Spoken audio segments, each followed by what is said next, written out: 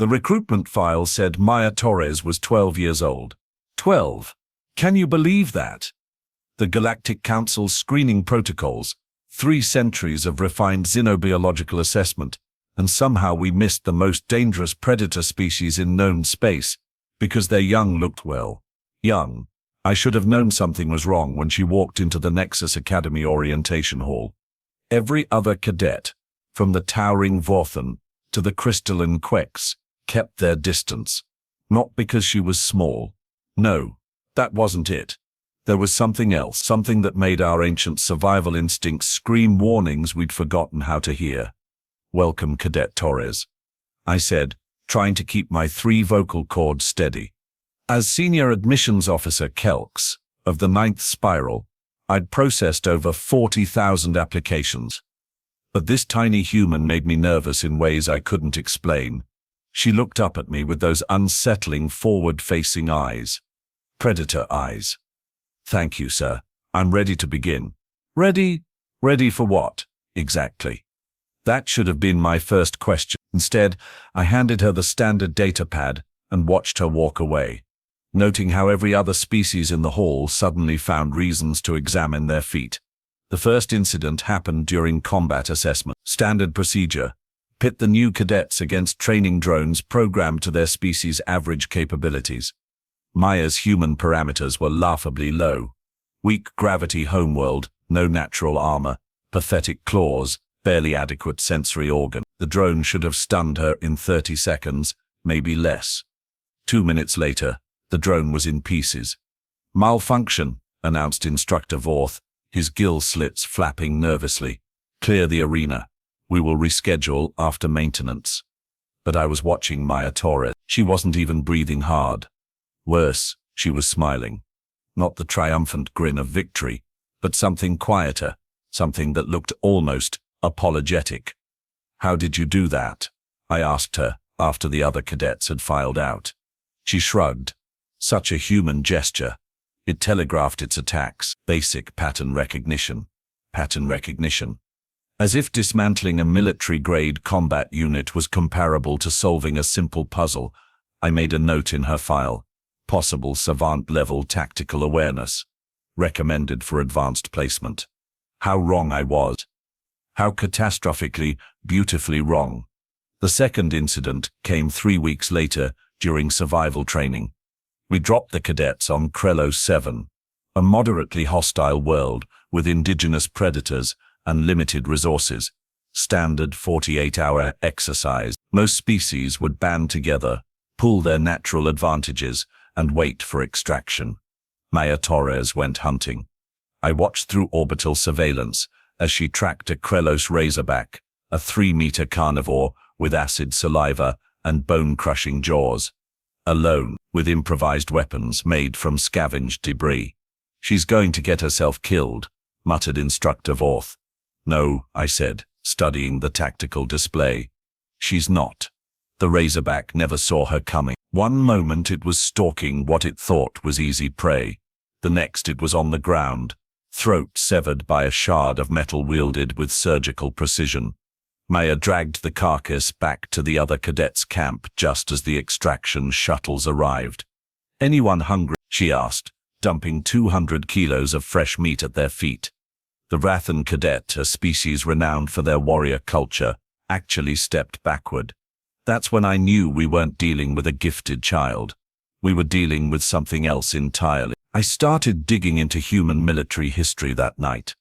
What I found should have terrified me, should have sent me running to the council with immediate termination recommendations. Instead, it fascinated me. Humans didn't just fight wars. They elevated warfare to an art form. Their entire evolutionary path was carved by conflict, shaped by an endless dance between predator and prey, where they played both roles with equal enthusiasm. They developed weapons that could crack planets, then turned those same weapons on each other for practice. But Maya Torres was supposed to be different. She was part of the Human Integration Initiative, humanity's attempt to prove they could coexist peacefully with the galactic community. A symbolic gesture, a 12-year-old girl showing that even their young could embrace cooperation over conflict. The third incident shattered that illusion completely. It happened during diplomatic simulation training, a routine exercise where cadets negotiate resource disputes between fictional species. Maya was assigned to mediate between the Zephyrian Trade Collective and the Mordant Mining Consortium. Simple enough: find a compromise that satisfies both parties' basic needs. She ended the simulation by convincing both sides to declare war on a third party that didn't even exist. Fascinating, Dr. Helix observed, reviewing the session data. She manipulated 17 different psychological pressure points across 8 distinct species groups. The fabricated enemy threat was introduced so gradually that none of the participants noticed the logical inconsistencies. "It gets worse," I said, scrolling through the tactical analysis. She didn't just unite them against a common enemy. She structured the alliance so that when they inevitably discover the deception, they will blame each other instead of her. Dr. Helix's sensory tendrils curled in distress. This is beyond advanced strategy. This is intuitive psychological warfare at a level I have never seen. That night I accessed Maya's personal files through channels that weren't entirely legal. What I found made my scales itch with unease. Maya Torres wasn't just any human child. She was the daughter of General Elena Torres, architect of humanity's victory in the Proxima campaign. The same Elena Torres who had turned a crushing defeat into total victory by convincing her enemies to destroy each other while humanity watched from the sideline. But that wasn't the worst part. The worst part was buried in a classified medical report from Maya's early childhood. Genetic analysis, psychological profiling, neural development tracking. Maya Torres wasn't just following in her mother's footsteps. She was designed to surpass them. The human government hadn't sent us a child. They'd sent us a weapon wrapped in the skin of innocence, a strategic asset disguised as a diplomatic offering. And we'd welcomed her with open arms. I should have reported my findings immediately, should have triggered every security protocol in the Academy's database. Instead, I found myself curious about what would happen next. Because despite everything I'd learned, despite every rational instinct screaming warnings, I wanted to see what humanity's greatest masterpiece could really do. The fourth incident answered that question in ways I'm still trying to understand. It started with a routine training mission. 6 cadets, including Maya, were assigned to infiltrate a mock enemy facility and retrieve classified intelligence. Standard procedure: split into teams, create diversions, extract the target data without triggering alarms. Maya volunteered to go alone. "That's not how this works, Cadet Torres," Instructor Vorth explained. "This is a team exercise. Cooperation is the objective." "Cooperation," Maya repeated, as if testing the word. "Right, of course." She completed the mission in 14 minutes. 14 minutes! The previous record was 2 hours and 37 minutes. When we reviewed the surveillance footage, we found something that defied explanation. Maya hadn't avoided the security systems. She'd befriended them. Literally. She'd somehow convinced the facility's artificial intelligence that she belonged there, that she was conducting an authorized inspection. The AI had voluntarily provided her with the classified data and thanked her for her service. "How?" I demanded during the debriefing. Maya looked genuinely confused by the question. I asked nicely. She'd subverted military-grade security protocols by asking nicely. The implications were staggering. If humans could manipulate artificial intelligence with the same ease they demonstrated over biological entities, then every automated system in the galaxy was potentially compromised. That's when I realized the truth. Maya Torres wasn't just a prodigy, or even a weapon. She was a preview. A demonstration of what humanity could become if they ever decided that cooperation was optional. I made my decision that night, accessed the Academy's emergency protocols, and prepared to send a priority transmission to the Galactic Council. Code Omega, classification, immediate species-wide threat assessment. Recommend immediate termination of human integration initiative. My finger hovered over the transmission key. Working late. Senior Officer Kelks. I spun around to find Maya standing in my office doorway. At 12 years old, she barely reached my lower torso, but in that moment she seemed to fill the entire room. Cadet Torres, you should be in your dormitory. Couldn't sleep. She walked closer, those predator eyes studying my workstation. Interesting report you are writing. Very thorough. My throat constricted. It's just routine paperwork. Of course it is. She smiled, that same apologetic smile I'd seen after she destroyed the combat drone. Mind if I take a look? It wasn't really a question. Maya stepped around my desk and began reading my report, her expression shifting from mild interest to something harder to define. You know, she said after a long moment. Most species think strategy is about outmaneuvering your opponent. Humans think differently.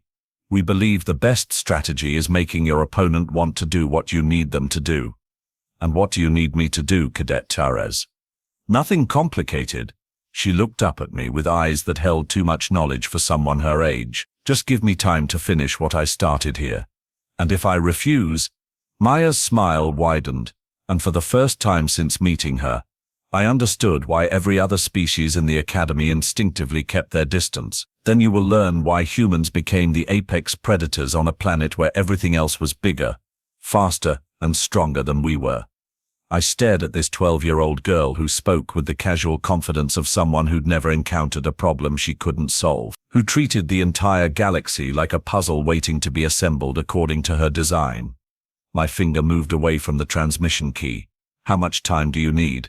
Not long, Maya said, already walking toward the door. I'm a fast learner. As she disappeared into the corridor, I finally understood what the recruitment files should have said. Maya Torres wasn't 12 years old. Age was just another tool in her arsenal, another weapon disguised as weakness. Maya Torres was older than fear itself, and she was just getting started. 3 months passed before I understood what Maya meant by finishing what she started. 3 months of watching her move through the academy like a master chess player positioning pieces on a board I couldn't even see. It began with small things. Casual conversations in the mess hall that somehow resulted in long-time rivals becoming allies.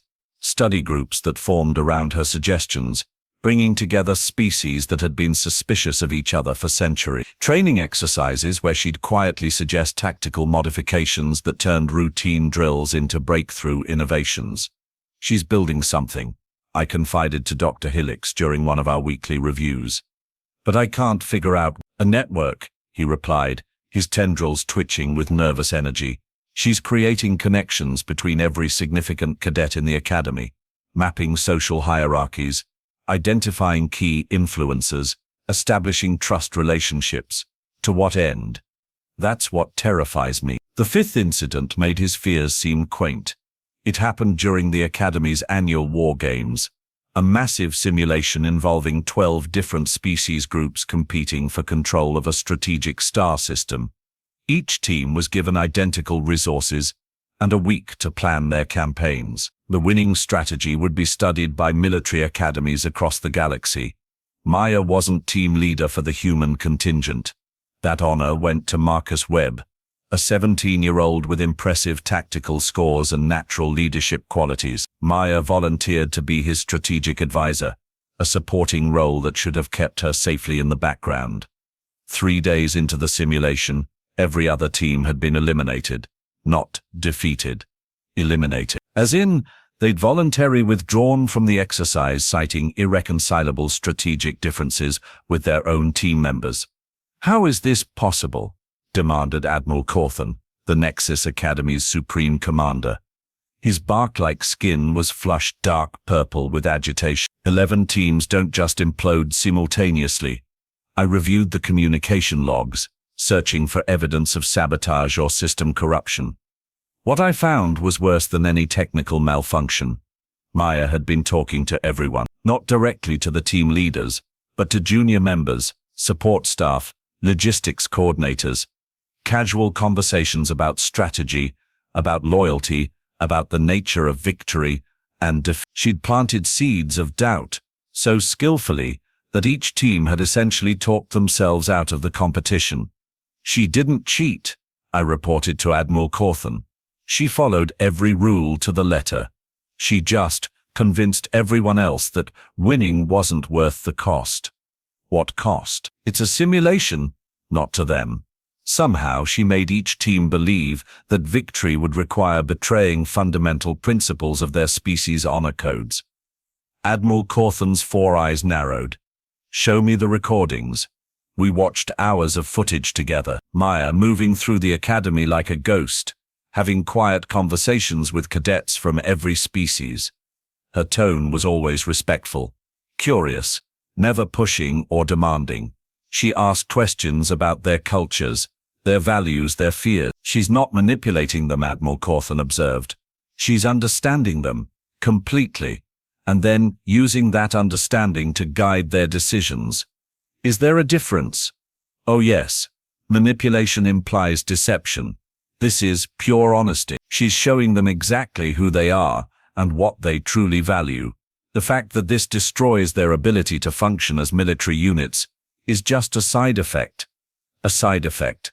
As if accidentally neutralizing the entire Academy's command structure was comparable to sneezing. The 6th incident proved that Maya's influence extended far beyond the Academy walls. It started with a routine diplomatic exercise. The Nexus Academy had been invited to mediate a minor trade dispute between the Helion Confederacy and the Skarn Empire. 2 mid-level powers arguing over mining rights in a contested asteroid belt. Standard procedure. Select a team of advanced cadets to observe real negotiations and provide analysis. Maya volunteered for the observation team. The negotiations were supposed to last 2 weeks. They ended in 3 days, with both sides signing a comprehensive peace treaty that resolved not just the immediate dispute, but 6 other ongoing conflicts that weren't even part of the original agenda. What did you do?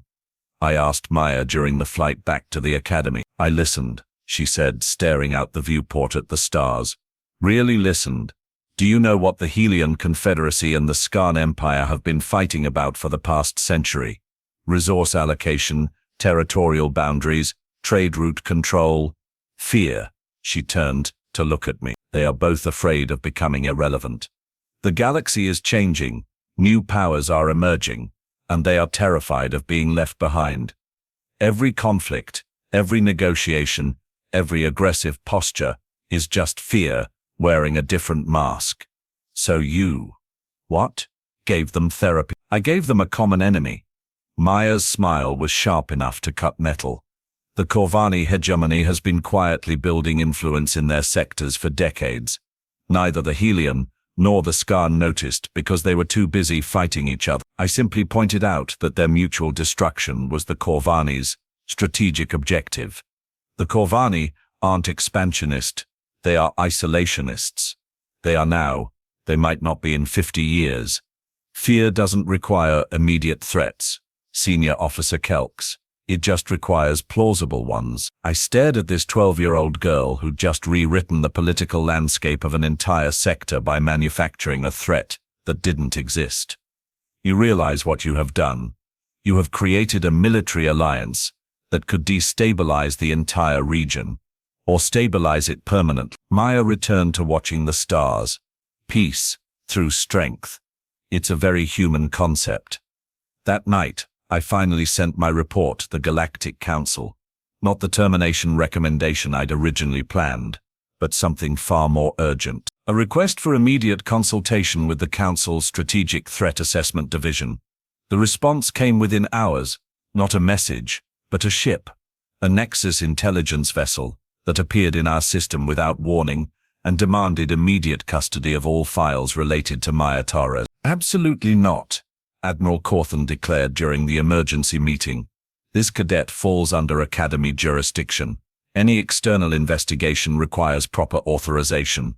Director Voss of Nexus Intelligence was not impressed. Cybernetic enhancements glowed with barely contained irritation. Admiral, you are harboring a strategic weapon of unprecedented capability. This is no longer an educational matter. She's a child. She's a human child. Do you understand the distinction? The argument might have continued indefinitely if Maya hadn't walked into the conference room uninvited. Excuse me, she said politely. I couldn't help but notice the diplomatic vessel in orbit. Are we having visitors? Every head in the room turned toward this tiny figure in a cadet uniform, hands clasped behind her back, looking for all the world like a student who'd stumbled into the wrong classroom. Cadet Torres, Director Voss said slowly. We need to discuss your activities at the academy. Of course. I'd be happy to answer any questions. Maya took a seat at the conference table as if she'd been invited. Though I should mention that I have been in contact with the Human Colonial Authority. They are very interested in the Academy's educational programs. What kind of contact? Admiral Cawthon demanded. Oh, just sharing my experiences. How welcoming everyone's been. How much I have learned about different species, cultures and capabilities. Standard student reports. The silence that followed was deafening, because everyone in that room understood the implication. Maya hadn't just been learning about alien species, she'd been cataloging their strengths, weaknesses and psychological vulnerabilities, and she'd been transmitting that information back to Earth. You are a spy, Director, Voss stated. I'm a student, Maya corrected. A very curious student who's discovered that the galaxy is far more interesting than Earth's databases suggested. What does humanity want? Maya tilted her head, as if considering the question. What every species wants, Director Voss. Security, prosperity, a place in the galactic community. The question is whether we will be welcomed as partners or treated as threats. After what you have done here, what do you think? I think, Maya said, her voice carrying a weight that belonged to someone far older, that the galaxy has a choice to make. You can continue to see humanity as a potential threat to be contained, or you can recognize us as a potential ally to be cultivated. And if we choose the first option, Maya's smile was bright and innocent and absolutely terrifying. Then you will learn why containment strategies don't work very well against a species that spent 10,000 years containing itself. Director Voss leaned forward. Is that a threat? It's a historical observation. Humans have been fighting humans for longer than most species have had spaceflight. We have developed very sophisticated methods for dealing with superior opponents. Subversion, infiltration, psychological warfare, technological sabotage, all perfected through millennia of practice on each other. You are saying humanity would go to war with the entire galaxy. I'm saying humanity wouldn't need to. Maya stood up, somehow managing to look down at every adult in the room despite being the smallest person present. We'd just convince you to go to war with each other while we watched from the sidelines. The seventh and final incident happened the next day. I was in my office, trying to process resignation papers that probably wouldn't be accepted, when the Academy's alert system began screaming. Not the standard emergency tone, but something I'd never heard before. A sound that made my nervous system forget how to function properly. The main display showed sensor readings that couldn't possibly be accurate. 12 major fleet formations had appeared simultaneously at the edge of the system. Rathan battle cruisers, Skarn dreadnoughts, Helion attack squadrons, Corvani stealth frigates. Every significant military power in the sector, all converging on Nexus Academy's location. This is impossible, Admiral Cawthon muttered, his bark-like skin now completely white with shock. The logistics alone, you can't coordinate a movement this size without months of planning. Unless someone's been planning for months, I said, understanding flooding through me like ice water. Unless someone's been preparing for exactly this scenario. Maya Torres appeared on the bridge, as if she'd been waiting for this moment. Which, of course, she had been. Cadet Torres, Admiral Cawthon said, his voice surprisingly steady. Do you have something to tell us? The fleets aren't here to attack, Maya said calmly. They are here to negotiate, collectively. For the first time in galactic history, every major power is willing to sit at the same table and discuss terms. Terms for what? Humanity's integration into the galactic community, but not as junior partners or potential threats, as equals.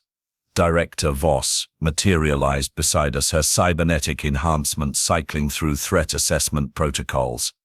You orchestrated this, all of it. Every incident, every crisis, every resolution. You have been maneuvering the entire sector into this position. I have been demonstrating human capabilities, Maya corrected. Strategic thinking, tactical innovation, diplomatic flexibility, and most importantly, the ability to understand and work with other species rather than against them, by manipulating them, by helping them see past their fear of the unknown. Maya turned to face the main display, where 12 different fleet formations held position in perfect formation.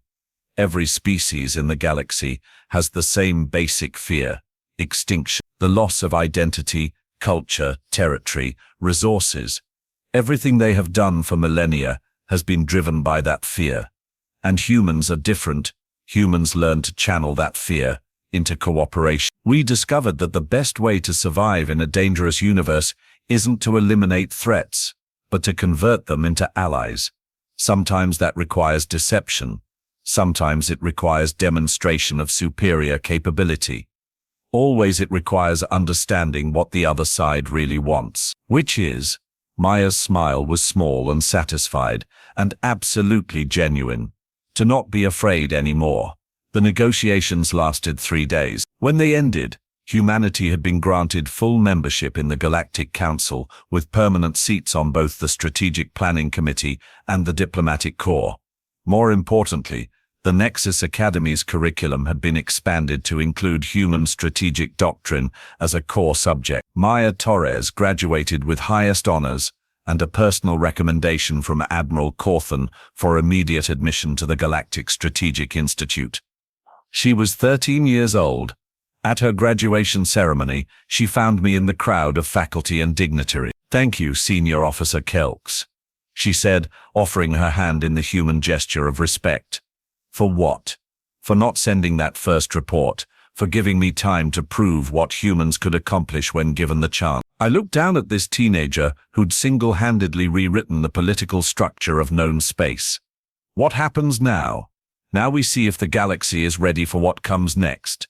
Which is. Maya Torres, youngest cadet in Nexus Academy history, smiled with the confidence of someone who'd never encountered a problem she couldn't solve.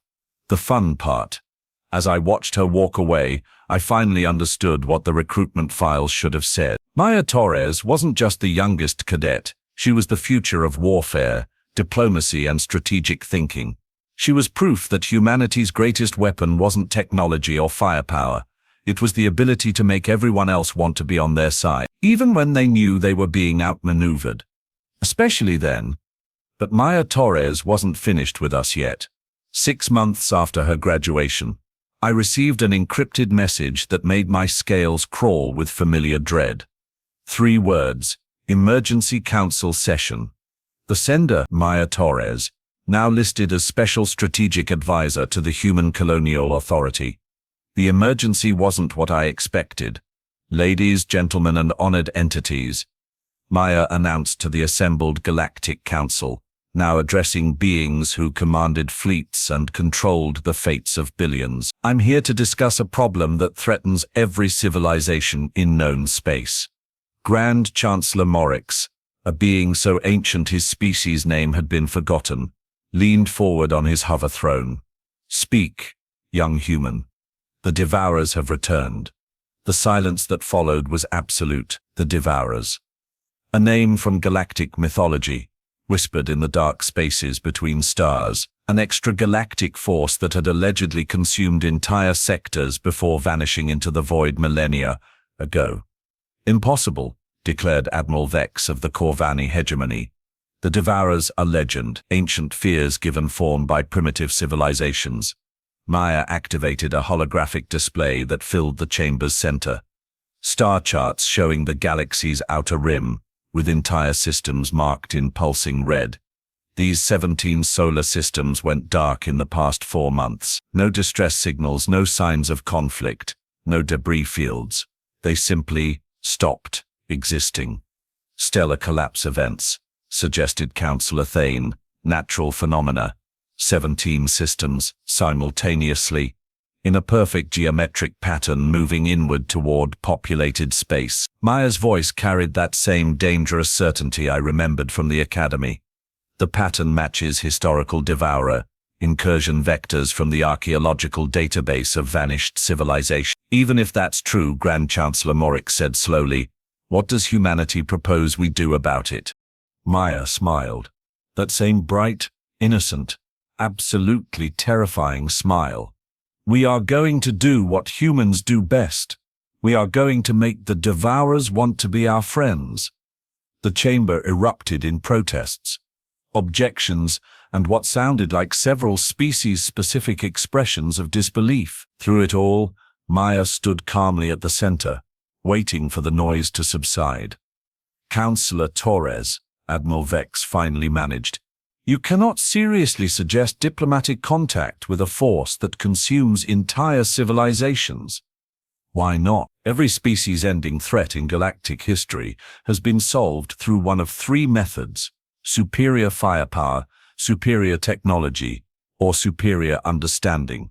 We don't have the first two. That leaves the third.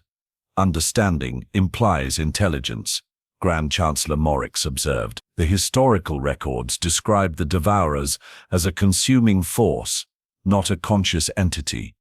The historical records were written by species that couldn't conceive of intelligence, operating on scales beyond their comprehension. Maya gestured to the holographic display. Look at the pattern again. This isn't random consumption. It's systematic, methodical, almost careful. Careful? They are avoiding populated systems during their approach. Every system they have consumed so far has been uninhabited, resource-rich, strategically valuable, but empty of sentient life. Maya's eyes gleamed with the light of discovery. They are not mindless Devourers. They are preparing. Preparing for what? Contact. The 8th incident began 3 days later. I was reviewing Academy applications when every communication system in the sector simultaneously received the same transmission. Not a message in any known language, but something else. A sequence of mathematical concepts, physical constants, and what appeared to be star charts, showing the galaxy from an external perspective.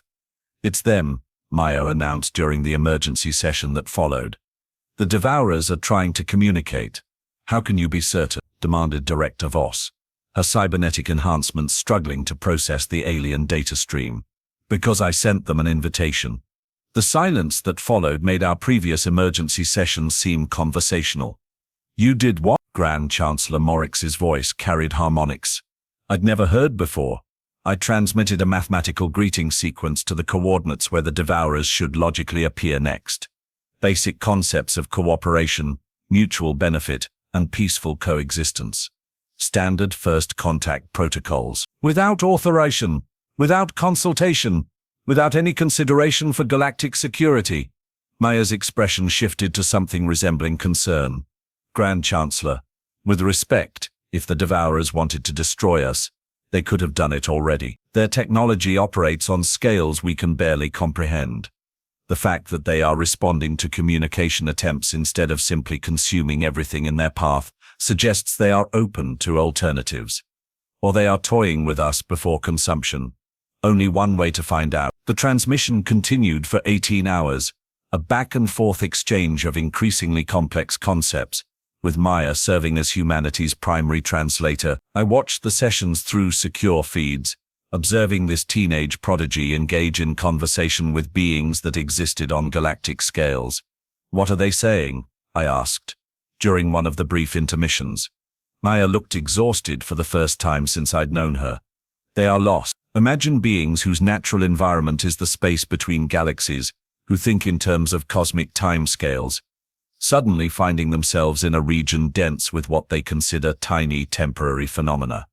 Us, all of us, stars, planets, civilization. From their perspective, we are like bacteria on a petri dish, not inherently threatening, but so alien to their experience that they don't know how to coexist without accidentally destroying us.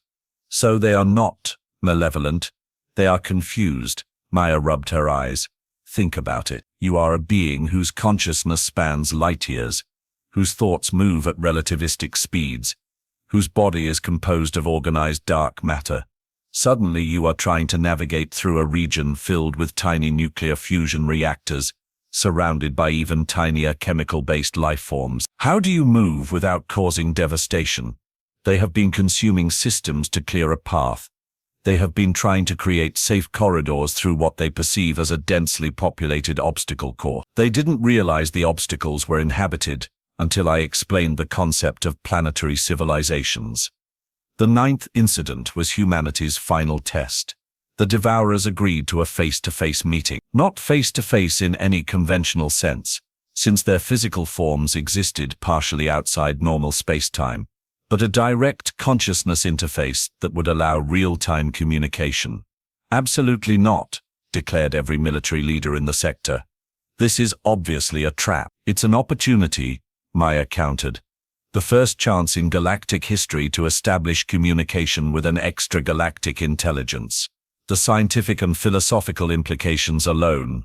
The risk is unacceptable. If something goes wrong, you could be killed. Worse, you could be compromised and used as a weapon against us. Maya's smile was small and sad. Admiral Cawthon, do you remember what you told me during my first week at the Academy? That the greatest discoveries require the greatest risks. This is different, Maya. This isn't a training exercise. No, it's not. It's the reason humans exist. She stood up, and despite her small stature, somehow commanded the attention of every being in the room. Every species in the galaxy specializes in something. The Vrathan excel at warfare, the Queks at technology, the Hellion at trade. Humans specialize in making contact with the incomprehensible. The consciousness interface took place in a specially constructed facility on the edge of civilized space, shielded by every defensive technology known to galactic science, monitored by sensors that could detect quantum fluctuations, surrounded by the combined fleets of 12 different species. Maya Torres, 16 years old and carrying the hopes of every sentient being in the galaxy, walked into the interface chamber alone. The conversation lasted 6 hours. From the outside, it appeared to be nothing more than Maya sitting motionless in a specially designed chair, connected to monitoring equipment that measured neural activity beyond normal scales. But those of us watching the sensor feeds knew something extraordinary was happening. Her brain patterns were synchronizing with something vast and alien. Her consciousness was touching something that existed partially outside our universe, and somehow, impossibly, communication was occurring.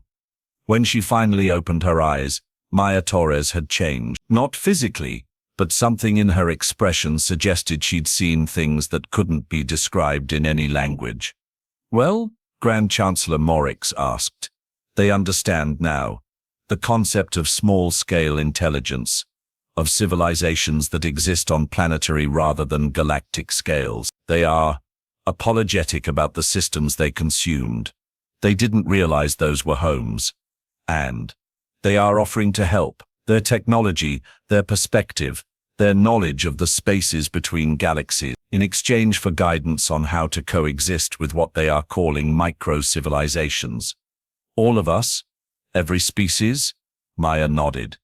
They don't see us as separate entities. From their perspective, we are all part of the same phenomenon. Localized intelligence arising from organized matter. They are fascinated by the diversity of forms consciousness can take. What kind of help are they offering?